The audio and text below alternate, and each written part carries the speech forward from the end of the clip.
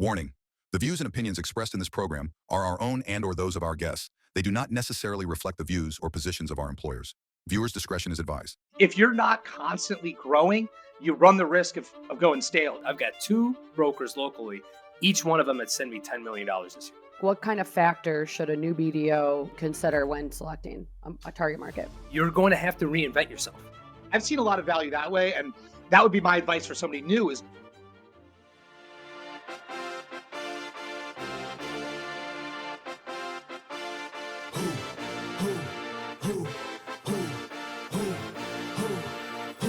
promise I'm not being petty. I'm the one they envy, Brody moving state to state. Make $1 million out the semi, plus I grind it from the start. I was stacking pennies, I might dip like Machiavelli. After the confetti, who ready? We ready? Who ready? We ready? Who ready? Who? We ready? Who? Who ready? Who? We ready? Who? Who ready? We ready? Who ready? We ready? Who ready? Who? We ready? Who? Who ready? Who? We ready? Who?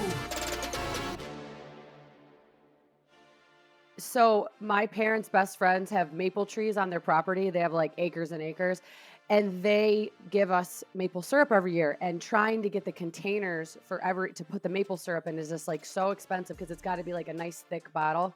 So I have a bottle of Jack Daniel's honey, whatever one it is, in my refrigerator, but it's filled with syrup. So all summer long, when my parents drink up at camp, they save the bottles and then they get all the bottles back. So I kind of want to fill up some of these bottles for you guys with maple syrup. That would be so cool. Oh, New yeah. York that'd be maple awesome. syrup I would in a love Crown Royal bottle. unbelievable.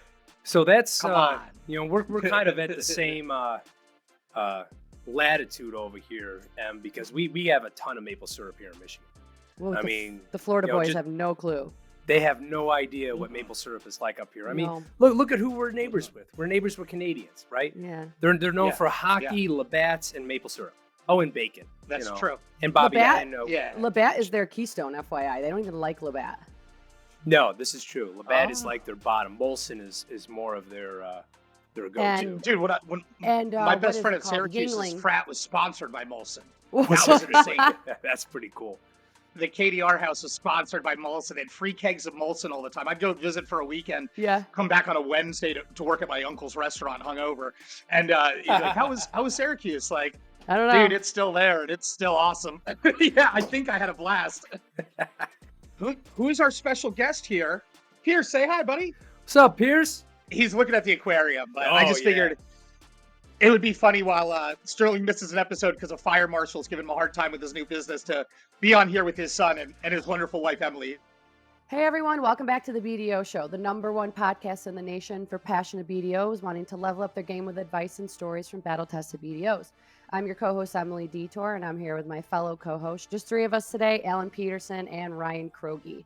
At the beginning of each episode, I will always remind you to smash that like button, subscribe, and go ahead and send your topics over to the BDO Show at artofsba.com.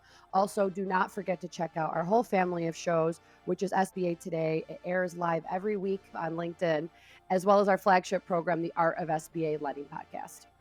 Okay, BDOs, it's story time. And no, I am not talking about the time Sterling tried to finance a zoo. You'll have to go back to episode 3 for that. I'm talking about the story that your borrower has in their head, and they may need that extra boost to finally get it onto paper. Rapid Business Plans is a known and trusted partner that can help them do just that. Whether your borrowers are working towards acquiring a business, starting one up, or expanding and making moves, within just a few short days, Rapid Business Plans will deliver powerful, fast SBA and USDA-ready business plans with projections and assumptions.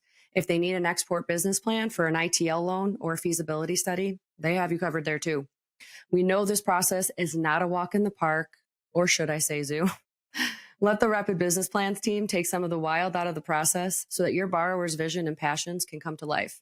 For more information or to get acquainted, email Bethany McClellan at bethany@rapidbusinessplans.com or click the link in the show notes.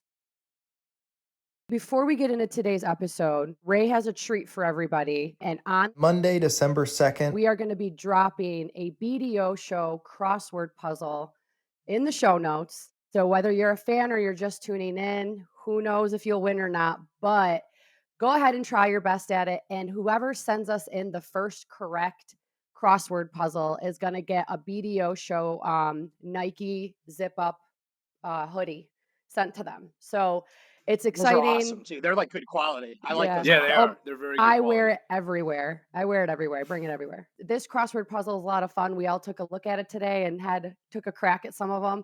And we were like, wait a minute. So hopefully you've been listening and you'll be able to answer them before we do. But yeah, we're excited about the crossword puzzle. So today's episode, it'll be a good one. We'll have stories from Alan. We'll have stories from Kroge. We know they got a lot of them. It's called Mapping Out Your Business Development Plan. And now, because obviously I'm not a BDO, why don't we go ahead and kick off with Alan? First of all, why don't you tell us what a BDO business development plan is? And then we'll just get into some questions from there. Sure. Yeah, absolutely. I think that putting together a business plan to keep yourself on task is super important. So ultimately, if you're tuning in and you're newer and you're just getting rolling, your BDO business development plan is likely something that you were tasked with putting together during the hiring process. At least it was for me. My background is different. I was a loan broker before coming bank side. They wanted to know, okay, well, if we bring you on, how are you going to generate business? Right. And the answer for me was reaching out to everyone I knew that was involved in the kind of transactions that my institution was interested in doing. I gauged the interest of, what kind of deals do we like? Do we like this use of proceeds, loan sizes, things like this, so I could best kind of communicate. But ultimately, it was just letting people know I was out there, where I was, and what my email was. So, I would advise anybody too to continue with those plans. Yes, it changes, it evolves, but it's a really important piece to the puzzle. If you're not constantly growing, you run the risk of going stale. Even when you're well established, you still have to maintain those real relationships. And when I say the word relationships, right, I think about you as you talk about it all the time, having meaningful relationships, right? I know that we tease you about your Rolodex and we tease you about door knocking and everything else. And you and Bruce kind of trade notes about the old days a couple of weeks ago and all that. But I Everything. mean, what are you doing now as you're expanding? You're doing more national deals outside of Metro Detroit, et cetera. What are you doing on a weekly basis? Do you task yourself with anything that you always do no matter what? Or is it more now you're just maintaining? Now it's more maintaining. I do a little bit of both. I do more maintaining, I think, as a majority of my business development. And as a minority of my business development, I do some expansion outside of Michigan, outside of my footprint, so to speak, because I still do the majority of my closings here in the Metro Detroit area. For example, this afternoon, before we came on to record this podcast, one of my customers opened up his steakhouse that we had financed. And I had financed several other acquisitions for him before in the past. So I knew he was going to be wildly successful. It's absolutely beautiful too. It's a 16,000 square foot building, 8,000 on the first level, split into two. You got the steakhouse on one side, you got a lounge on the other, and then the entire second floor is a cigar lounge. It's absolutely beautiful. Looking out the window, you can see Comerica Park, you can see Ford Field, you can see the Detroit Athletic Club. It's just great location, everything, right? Well, I went there and I knew half of the people there. I knew a lot of the brokers, business brokers, commercial real estate brokers, and some other people. So it was more of just a mixer. Hey, I'm still around. Good to see you. Shaking hands, hugging, just having a cocktail with people. Networking, keeping those relationships going. One of the cool things is that our mayor of Detroit, who literally should get all the credit for the revitalization of Detroit, the rebuilding of Detroit, Mayor Mike Duggan, he has decided not to seek a fourth term. So this is his third and last term, 12 years here, the mayor of the city of Detroit, probably the best mayor of Detroit that I've ever seen in my entire lifetime. And his successor, the young lady who he is going to support, she was there at the opening. So it was kind of cool to meet somebody new, somebody in a political standpoint within the city of Detroit. I got a chance to talk to her, gave her my card, explain what we do on the small business side. And it doesn't hurt that I've done a lot of business down in the city of Detroit. And it doesn't hurt that I knew half of the people that were singing my praises there. So that's some new business locally that potentially may come my way. Rubbing elbows with political figures or potentially new political figures that have significant influence within the city. getting in front of them, following up with them. So I got her card or her contact information as well. So I'm a handwrite her a note, say, pleasure to meet you. If there's anything you need, the good stuff, right? Just building those connections and relationships. From an external standpoint, it's those conferences that we go to every single year, right? I've got 3 to 4 big conferences I go to every year. And that's how I try to gain traction outside of the city of Detroit. Because I'm trying to treat my relationships and I'm trying to treat my portfolio like I do my stock portfolio, right? I want to be as diversified as possible in case something happens. I've got something else to back it up and still make me some money. Like in the city of Detroit, when I was 100% invested here from 2008 to about 2010, it was pretty hard to do business around here. Detroit was in a very bad position. We were filing bankruptcy, just a lot of business to be done. But then we catapulted, went in the opposite direction, have been phenomenal. So that's been my business plan going forward. A lot of maintenance, a lot of, catching up with people. I touch every single one of my referral sources at least once a quarter, take them out, dinner, sometimes even more to that if they send me a lot of business. I've got 2 brokers locally. Each one of them had sent me $10 million this year. So I got $20 million closed from 2 referral sources, all here from Metro Detroit. So I got to treat them well. I have to. They've been loyal to me. I'm gonna be loyal to them, and I'm gonna take care of them like they've taken care of me. All right. So, in terms of a plan, okay, you're a new BDO. You just started this role.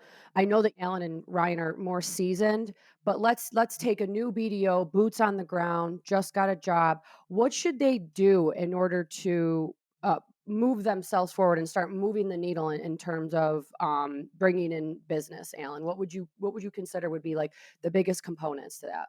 For me personally, I think the most important piece to that puzzle is tracking your progress and tracking your activity, making sure to protect your time by investing more in things that are yielding results for you, right? So, I do a lot on LinkedIn, a lot of LinkedIn outreach followed by the telephone. That was how I built it. I have no phone phobia. So what I'll do sometimes is I'll just reach out to someone that I would love to do business with and say, hey, I see your social media presence here. You just closed a deal. Congratulations on that. That's awesome. And that can be an email, it can be a phone call, it can be something to break the ice. And just let them know, hey, by the way, I'm Alan. I'm with this bank. We specialize in business acquisitions, and this is the kind of stuff that we like to see. Are you working with us already? That's a key part too. When I went out into LinkedIn world with my previous bank, and then when I came over to this bank, it was always, are you already working with our bank? And that sounds kind of silly, but it's the right way to do business It is. because it's being respectful of those who have come before you and have helped lay that groundwork that have made your institution what it is, right? So my advice to new folks is always lead with brand awareness. Oh, yes, I love you guys. I joke, and I shared a story before with Ryan that I had a referral partner that I wanted to bring over when I knew I was making the jump, and I explained like, hey, I'm moving to First Internet Bank. I'm so excited. A lot of the great stuff they're doing there, and it's your friend Ray, Yeah. Ryan. So if Ray's listening, Ray, we both appreciate you, man. But Love he was Ray. like, oh, we work with Ryan Kroge forever. Did you know that he runs marathons and all this stuff? I'm like, ah. You know what I mean? I'm like, yes, I do. And you're in amazing hands. So grateful. And he's like, no, that's great. It's a great group. And make sure you ask those guys questions. I know they're the type to help. That is kind of the energy you want to come with. When you're newer somewhere, you want to come with, are you already working with us? If not, this is what we do really well. And we would love to be a resource for you doing that. Use the phone, use the internet, and get out there and bump elbows like Ryan just shared Yeah. about. There's networking events everywhere. You can use Eventbrite to check out different things happening in your area that might not be very obvious. It might not be a BNI group. It might not be a business organization like BBF, Business Brokers of Florida, are here, right? So they're a group that I interact with. However, sometimes I'll find myself in an entrepreneurial driven situation on Eventbrite. I know that there's a happy hour for small business folks that there's not going to be any other banks there. That's a captive audience, right? So I've seen a lot of value that way. And that would be my advice for somebody new is use a mix of outreach and figure out what's working and track that progress. That's one thing Hackney's always big on with his guys when they're coming up is he wants to know what you're doing, I but was he going to also mention wants to know that how is it spreadsheet. working? That spreadsheet, man, and I know because I talk to the new guys that work on it. They get a lot out of it, right? So that would be my advice. What about you, Ryan? I would echo the same. Um, in today's society, in today's way of doing business, just about everything is digital, right? Everything is Yeah. online, everything is social media derived, everything is very digital marketing based. So, yes, you're going to have to do that. You're going to have to get out there. You're going to have to get your name out there. You're going to have to get your personal brand out there. And you're really going to have to push it, whether it's LinkedIn, whether it's a website, uh, or whether it's on search funder sites. You've got to get out there. That's important because that's what your competition is doing, but it's also what everybody is falling into. So you've got to Yeah. differentiate yourself. You got to be different. Yep. You got to be like Al says, you got to pick up the phone. I can't tell you how many times I've had people shocked because I've picked up the phone and called them and say, hey, man, I've got 7 questions. Let's just bang them out instead of in an email. Okay. You got time now? Yeah, let's do it. Bam, bam, bam, bam, bam. Perfect. Here's your term sheet. Let's get this done. Oh, this is great. Yeah. I'm like, hey, man, this is my cell phone number. Call me anytime. All right. You will be surprised how little BDOs pick up the phone and call people. That's number one. Number two, in-person meetings. Unless you live in the middle of Iowa with nothing else around you, there should be nothing stopping you from going out and physically meeting with people, physically going to networking events, chamber events, political events. The amount of business owners, the amount of small business owners that are invited to and go to political events is Yep. staggering. And it doesn't have to be one side or the other. No. It's Are just, you kidding me? I am it's the politically who's who agnostic. of the city. So you have And to, it's going is people great. know me very well for just not caring too much about one political side over the other. So I will go to any political networking event to meet with small businesses because let's face it, small businesses make up a significant amount of the GDP within this country. So politicians need to placate to them, and they're going to be at the majority of their events. So And I'll there's lots show of up. grants in the area Oh, too. a lot of grants. so- Are you kidding? It's phenomenal. So I like to show up, Yeah. meet new people, meet existing entrepreneurs, new entrepreneurs, ones with diverse portfolios. It doesn't matter. I just want to meet people, shake their hands, have eye-to-eye contact, and then go out to coffee with them later and get to know their business and get to know what they're trying to invest in more. Because your competition's not doing it. Your competition Right. got lazy with COVID. Even the local Yeah. guys here, even the behemoths within my market, all right, they're all still working from home. They're not going out and meeting with people. They're sitting at their computer saying, hey, yeah, send it to me in a PDF file. Yeah, here's a data room. Yeah. Okay. Yeah, they're not going out. They're not meeting it. Differentiate yourself. Go and meet with people face to face. A thing I would also recommend is every city has a downtown Syracuse, downtown, wherever you guys live, downtown Tampa. There's a website and there's a social calendar on it. And it tells you which bars, which groups, what fundraising event's going to be where. And even if you just go show up and you gain no business, people now know who you are. They will think about you. They will consider you for something in the future. If you do go out to a happy hour, let the bartender know what you do at some point. Bartenders like to make conversations. They'll think about you the next time someone comes in and be like, oh, I have a guy that comes in here and he does like A, B, C. Getting yourself out there and not sitting behind a computer and copy and pasting the same message to everybody on LinkedIn. We talk about that all the Yeah. time. It's a huge no-no. Oh, Personalizing the message, doing actual outreach, going outside, grab a quick cocktail with your sister and go sit at the bar and try to meet people or your brother or any one of your friends and just do it. So this is the next question I wanted to get into was approaching and setting realistic goals for business development. How do you guys do stuff like this in order to get yourself out there? And how do you plan? Is it a quarterly plan or is it a monthly benchmark? so, real quick, Emily, I want to capitalize on what you just said because it's funny you mentioned it. 'Cause being here with, I've got an attorney's office over here, I got a CPA's office over here, and then across the parking lot, we have a wealth management office. And that there's a I'm local really watering hole, and I know Yeah, it. and it's our local steak chop house, okay? Rochester Chop House. We go there and have drinks periodically if we get out from work early, and it's like a joke. A BDO, an attorney, a CPA, and a wealth All walk advisor into all a walk bar. into a bar, right? And we sit up at the bar, we hang out, we have some cocktails, and the bartenders all know us. They know what we Yes, do, they do. and it's great. We And they'll hear say, "Hey, everything. I got a cousin, blah blah blah, this and that." Or we've had sometimes, Yeah.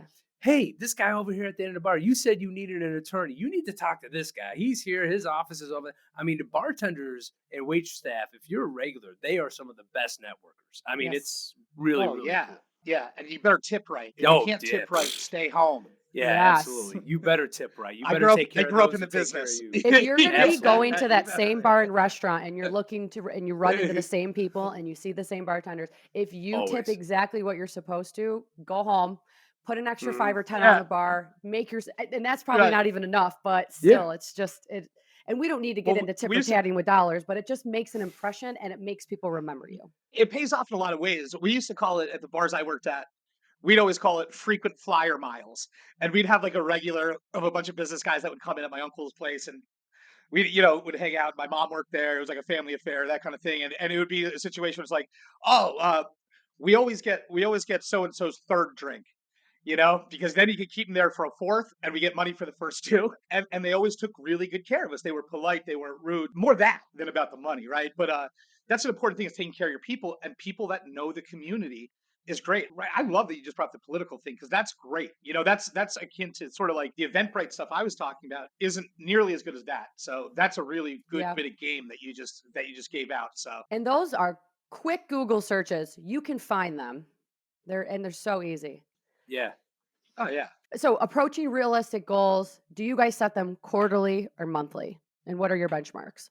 So they're different now because it's maintenance, but in the beginning, it was before I opened my email box, and I still, when I prospect, I still do this. I make a conscious decision that I'm not going to do anything that has to do with my active pipeline until I do X, right? And for me in the beginning, that was add a bunch of people on LinkedIn, okay, until I hit the max limit. Am I copy and pasting messages to them? Absolutely not. Am I engaging with them meaningfully by liking their posts and putting a kind of a funny comment where I know I'm getting eyes on it for not only them, but their larger network? That is something that I would always do, right? So I would kind of do that. I would set aside my calls, and I would really gauge the effort of the output on a weekly basis, actually. So not necessarily monthly. I need to make sure I'm doing this. It was more like, okay, it's Monday. I don't have a pipeline. I'm new. I got bills coming, and I don't have any deals closing. How do I fix this problem? Right. And for me, that was just getting out, making sure I'm making as many phone calls as I can, doing as much outreach, and getting in front of as many people as I could. And my friend Anthony Perez, he's a market president here in Tampa on the conventional lending side for Bay First. Anthony was a great guy, took me under his wing and taught me a lot about Tampa. Him and Leo Alvarez, shout outs, brought me all around West Tampa, which is a Cuban neighborhood. We would be drinking Cuban coffee. I didn't know about my tolerance being so low to that stuff, but I would be like, shaken by the end of it. And I would try to hang with the guys. The point is, Anthony told me, always do this. Talk to 3 people that you do not know. Set 2 appointments, whether it be a coffee or a phone call with people that you've already made that warm contact with, and 1 meeting a day. As easy as 1, 2, 3, he used to call it, right? And for me in the beginning, that really helped me. And that's the way I did it. I would gauge myself my weekly output. And then guess what? It starts working. You start getting some traction. You know what I mean? And it starts feeling better. And guess what? It does get easier once you can execute and you have a reputation for doing so. But in the Right. beginning, there is no substitute for that hard work in the beginning. There just is not. No, there's not. And for me, it's more pipeline management, right? Especially now where Yeah. I'm Yep. maintaining. I look at my pipeline, and again, I'm a freak in the spreadsheets. I look at my Excel spreadsheet that I have up on my computer, and if I don't have 15 million, 10 to 15 million in closing, 10 to 15 million in underwriting, 10 to 15 million in signed term sheets, then I need to get out there and start calling. If any of those Yep. three dip below 10 million, I got to jump out there and I got to start, beating the bushes and hitting the pavement and seeing what's out Yeah. there for me to generate. Because, Cracking I, skulls. yeah, Well, busting kneecaps like we like to do up here in Detroit. I mean, my goal every year is to close somewhere between 50 and 60 million dollars. I have been steady Eddie for 15 years. I've been closing 50 to 60 million dollars consistently. This year, I do have some anomaly years where I close 70 to 80 million, but it's very few and far between because we've talked about on different shows. I like to have a work-life balance. So I want to make Yeah. sure I'm between 50 to 60. In order to be able to do that, I need to have 10 to 15 million at any given time between those 3 lines. that just comes from years of experience. I just know where my pipeline needs to be in order for me to meet those production goals. What does that mean down to engagement? Honestly, at this point, I don't know, just because I'm constantly doing that engagement on a normal basis, constantly talking to my relationships, constantly going out to conferences and engaging people outside of the state of Michigan and different brokers. So, can I say you got to make at least 10 calls a week? Maybe. I don't know. I've been so far removed from that life. Honestly, I can't tell you how many calls a week it's going to take for you to get there. And there's no way to know. I mean, how effective are you? How good are you on the phone? I mean, Brian, remember IBBA when Jake Stone wouldn't come have a drink with us because the guy was working the phone and working the room, and I had to call Chris. I told Hackney and I said, "Hey, your guy won't even hang out with me." You know, so shout out to Jake for that. I'll never forget that. Instead of having drinks with two seasoned SBA guys, the guy's beating the phone and trying to get deals in. Good That's for the him, energy man. That's Shout that out pays to off, Stone. man. Mm-hmm. Exactly right. He was just in town. I got to play golf with him. Actually, he's a great dude, hungry dude, and doing it the right way. But Yeah, I that's like what Jake. it takes, you know. Yeah, working hard though, right? Like I said, there's no substitute in the beginning. No, There's there's just not. nothing like it. And then eventually you get to Kroge level, and then it's second nature. You It's know, maintenance. you know what to do when to do it. It's Right. maintenance. That's right. What about identifying a target market for the year? Like, what kind of factors should a new BDO consider when selecting a target market? Ooh, that's a great question because we've talked about this before on the show. Are you going to specialize in something, right? Do you really know a certain industry? Do you really know a certain segment? And if you do, target yourself to market towards that segment. For me, it's food and beverage, right? It's either restaurants, retail, grocery, and anything in between. Food and beverage is just the industry I know best. Now, I am a generalist. I've done contractors, I've done trucking companies, I've done just about everything and few and far between. But everybody knows me Hazardous as- waste materials. Yeah, hazardous waste materials. I did one of those companies, hazardous waste material storage. Ryan's gotten around. It's He's done a funny couple deals. that right. deal. Louisiana has some of the loosest environmental standards in the entire country. So thank Shout God out for to that. Louisiana. Shout out to Louisiana for I am having not no shocked. issues. Did not need to go past the phase one for this real estate acquisition. No, because it was all good, man. Louisiana's like, it's glowing. Has it touched the ground? Now you're good. But anyway, focus on your market. Focus on an industry that you want to get involved in, or something that you just have a lot of knowledge in, that you've done, that people have known you for, and really target your marketing towards that. If you're able to target your marketing towards that digitally, in person, it'll make a world of difference, and then people know you for that. So how does it work? Like, okay, I closed one liquor store, and then I closed maybe a gym or whatever. It's like, how do you like, all right, I want to do more of those, or do they sort of just find you, or is it word of mouth that they start identifying like what they're good at? It's all the above, really, right? I mean, you start to learn deals and you start to understand what you're good at. But I think that, I would say your institution is going to have a lot to do with what your outreach should look like in the beginning. If you don't know the types of deals that they want to do, that you should be going and bringing them in, you can't be successful. I know SBA groups that do a lot of different use of proceeds. There's some that are great at, they love construction. They'll do a bunch of equipment. I love a good debt refi, straight working capital, no problem, whatever. That is how you can kind of start in the beginning and then use that to find industries that you're naturally drawn to. Maybe you're knowledgeable about. Maybe you can speak the language because of a job you've had before, or a family member or a neighbor, or somebody can share the pain points that go on in that. Like when I say bank of the mattress, nobody flinches because they knew I grew up in the bar business. So I'm not judging anybody. I can speak that language fluently because that's what I've done, right? So I think that figuring out what your institution wants to do helps you figure out what you should go out and try to do. So I would say make sure you've got that groundwork done. Once you know what that's like, then find what feels good to you. I mean, right, when you get a retail deal, when you look at projections, you can tell me very quickly if this is a deal that's real, if it's not, what their cogs is, all these sort of things. But you don't get that overnight, man. That comes with reps. Wouldn't you agree? Yeah, it definitely comes with reps. Because like you said, I can look at a transaction, especially for cash-based deals, okay?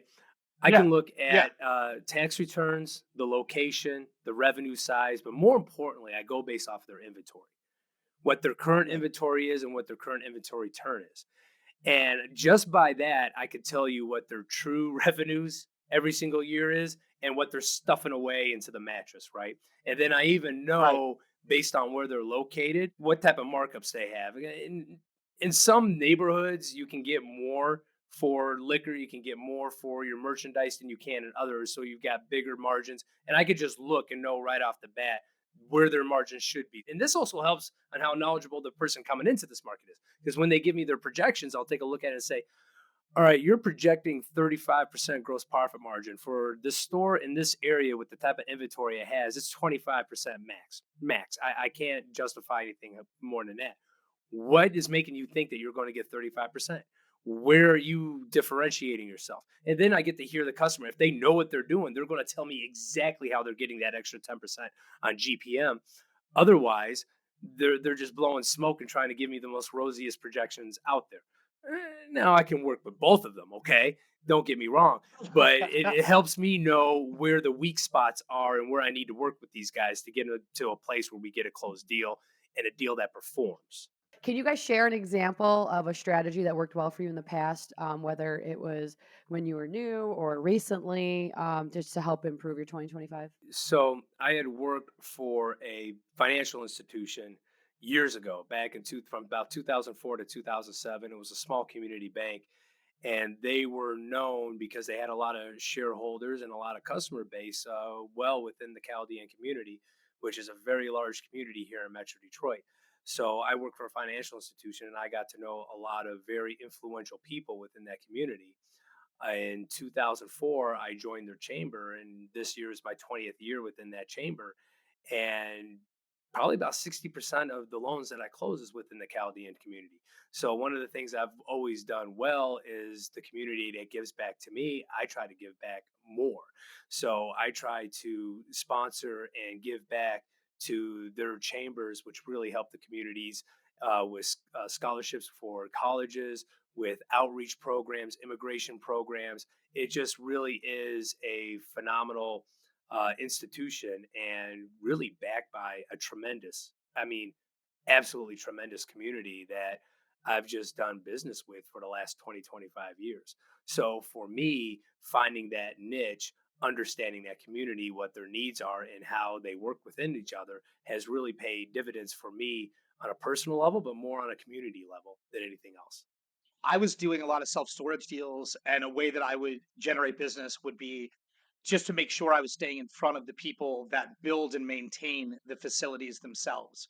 Now, that's not reinventing the wheel. Okay. I'm not claiming that it is, but it had certainly resulted in positive loan experiences. Right. So, what I would do is find that vendor that's saying, listen, I have people. I need people to be able to afford these projects. I provide money for these projects. My bank liked to do these projects. The way Prime was, these projects cash flowed, right? It made sense. And we were able to get home on that. I mean, that, and then the other thing I always share with new folks is, utilizing whatever it might be. It could be Cranes, it could be the Business Journal, whatever it is in your metro, right? They have them everywhere. Everywhere. Read it. It's going to talk about movers and shakers in your community. All you have to Yep. do is send them flowers. It doesn't have to be a literal flower. It can be a compliment. It can be, hey, I saw that you were featured in this. They feel good. They're kind of disarmed because all you're doing is reaching out saying, hey, I saw you do this. That's great. And by the way, congrats. Don't even tell them what you do. Just get in front of them. That dude, that is perfect. I forgot that I used to do stuff like that. But Oh, Cranes dude, was one of yeah. my favorite news articles here in Metro Detroit, and I would always go after the 40 under 40 and anybody within my industry or any of the small business owners or any other up and comers. I'd send them a handwritten note, congratulating them Yeah. for hitting that and Oh, yeah. this and that, and I'd leave my cell phone number and I'd leave my name down there. They'd find out who I am, and every once in a while I'd get a call back and we'd end up doing some business together.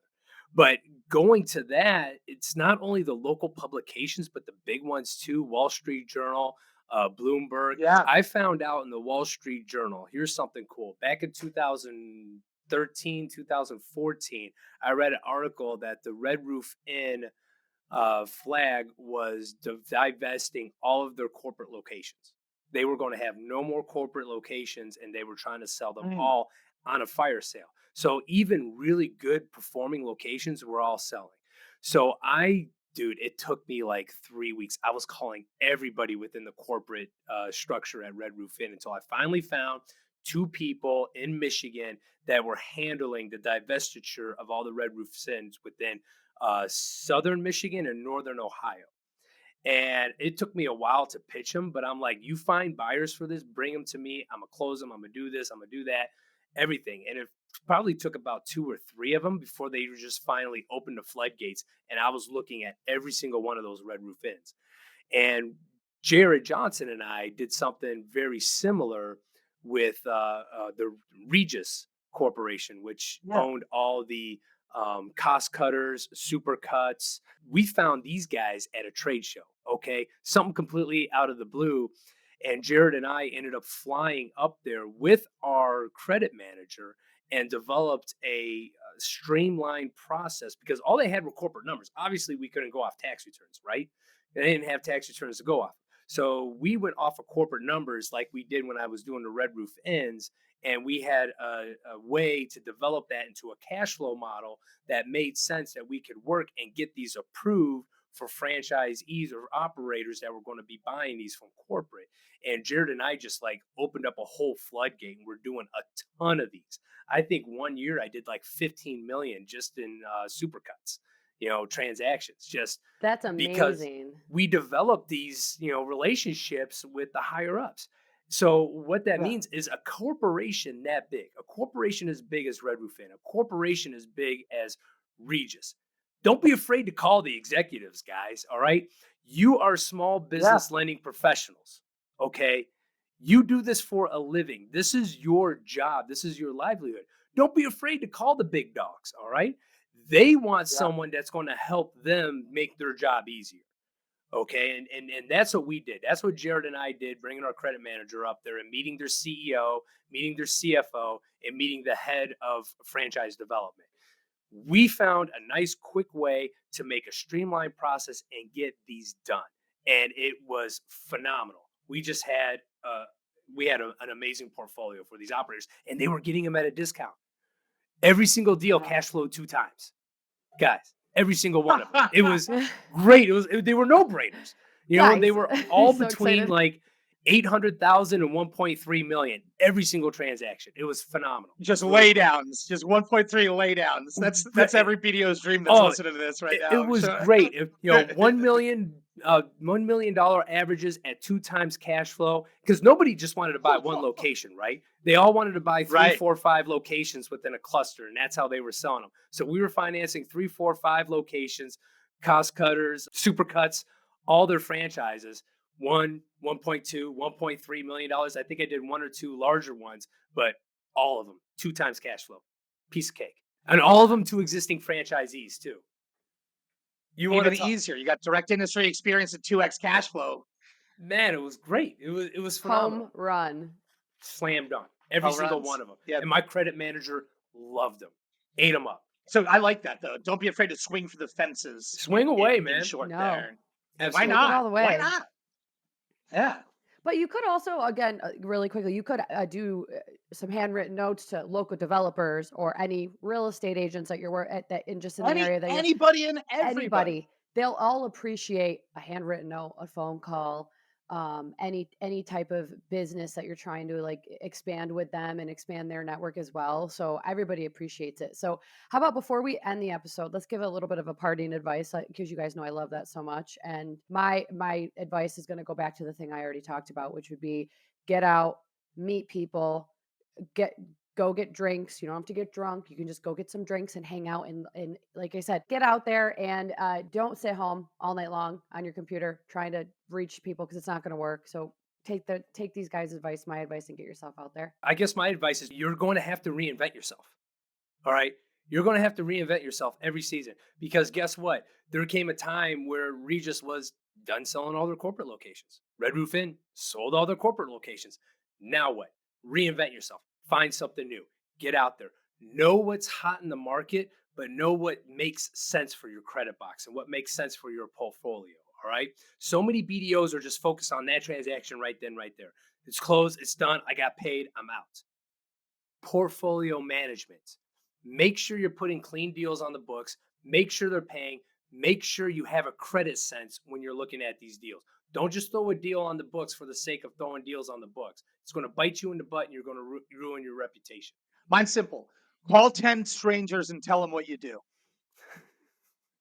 Do they That have goes to back be to in episode business? one. Episode Can I one, just- you gave a challenge about. Hold on a calling minute. No. Al, I'm going to give you my old numbers from my Rolodex. No, Those those You landlines can have call- been cut off years ago. Those people are those numbers can't be accurate, man. Because I'm telling you, that Rolodex stack that I posted on LinkedIn legitimately was from like 2003, 2004. That was wild that I still had that stuff.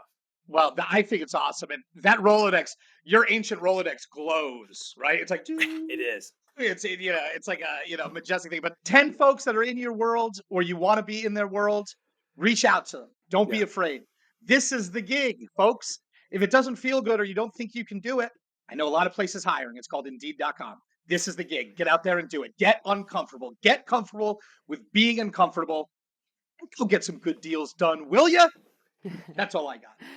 And I with love it, that, Al. folks, we are going to wrap the episode. I wanted to go ahead and thank Alan and Ryan for the great episode regarding mapping out your business development plan. Also, don't forget to check out our flagship program, the Art of SBA Lending podcast, as well as our sister show, SBA Today, airs live every week on LinkedIn. And don't forget, on December 2nd. we are going to be dropping the crossword puzzle into the show notes, and the first person to get it back to us will receive a BDO Show branded hoodie, and they are amazing and they're so soft and you will never take it off. And don't forget to send over your topics and suggestions to the BDO Show at artofsba.com, and we will see you next time.